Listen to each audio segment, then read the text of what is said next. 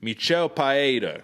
We already talked about it. He gets the UD win against Andre Fialho. AJ, man, one thing that I noted on the pre-fight show is that Michel Pereira needs to be Michel Pereira if he wants to win. He has to have the goofiness. He has to have the capoeira. He has to have the explosive athleticness, doing backflips, rolling thunders.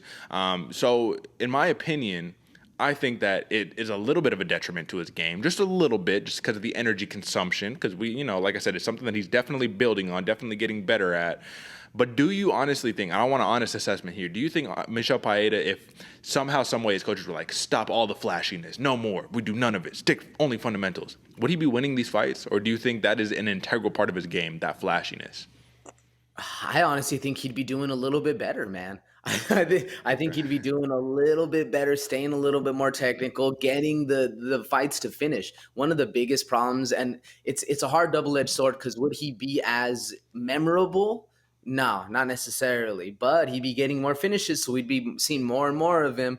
What I didn't like about the flashiness in this aspect, he'd hurt Fialho and then throw something flashy, throw in a flying knee, and then Fialho was able to grab him up, keep him by the cage, and recover it. Happened multiple times in the fight where Pereira would hurt Fialho and then throw something flashy, throw that rolling thunder like he likes, and then Fialho is able to recover for the next 2 minutes, get back in the fight, and stay in the fight. Yeah. So I think if Pereira was able to be a little bit more technical, be a little bit more precise, literally leave all that stuff in the past, I think he'd have a higher finishing rate. But would he be as memorable, and would he be as fun of a fighter? Not necessarily. So I think there's a double-edged sword. You're really fighting on that one. Which way are you leaning, Derek?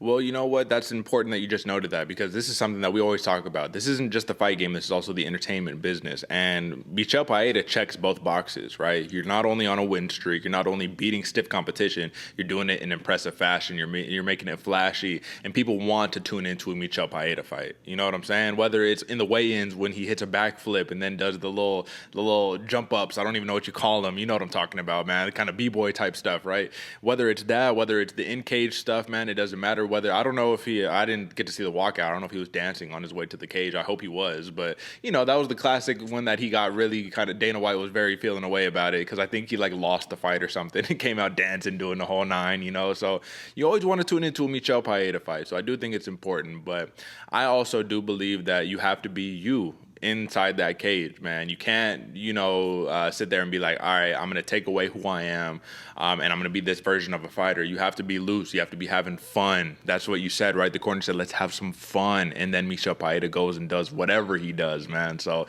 as long as you're having fun and you winning, it's hard to really have any type of critique. So it was a great performance by Michel Pereira.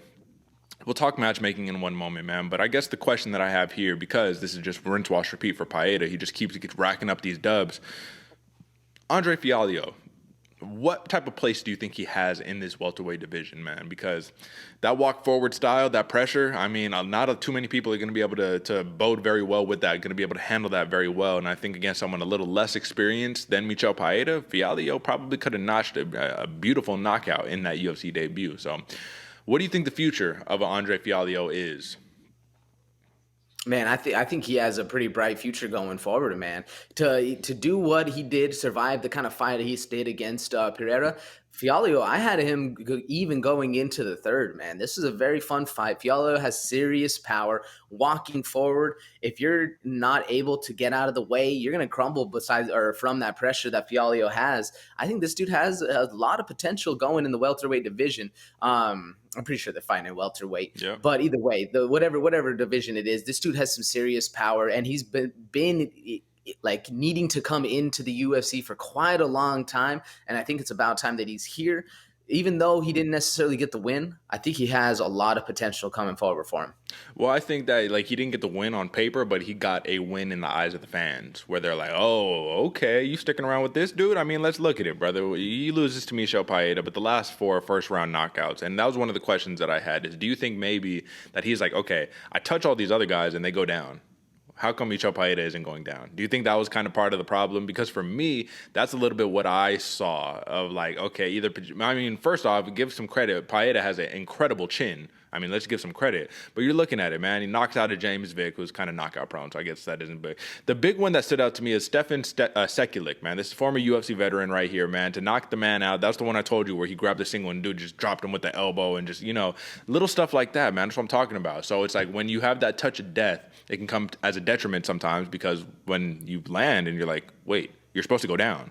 And they're like, no, I'm not going to, brother. This is the UFC. I don't know what you thought. This ain't UAE Warriors, you know what I'm saying? No disrespect, but this is the big show. Do you think that that's just going to be a learning lesson right there, man? Probably come back bigger, better, stronger, all that good stuff. But that was the learning lesson that he probably needed to take, right? Oh yeah, 100%, man, 100%. There's nothing more demoralizing when you hit a man with all you got and he just literally staring right back at you, looking like, what? I was supposed to do something? Didn't do nothing. Yeah, very impressive. And I think it just showed that Pereira has a nice chin on him, and he's growing as a fighter. But FIALHO was there, man. FIALHO was there to fight, never taking a backward step, gained a lot of respect out there in the fans' eyes. Absolutely, brother. And it's just funny. I've been watching a lot of Dragon Ball Z recently, man. It just reminds me of like when it's like Krillin or Trunks trying to fight like Perfect Cell, and Cell is just standing there and dude is just eating the shot. So, everything on the chin, just like, nah, brother, nothing, sorry. Yeah, but learn a lesson, but a big win for Michel Pereira.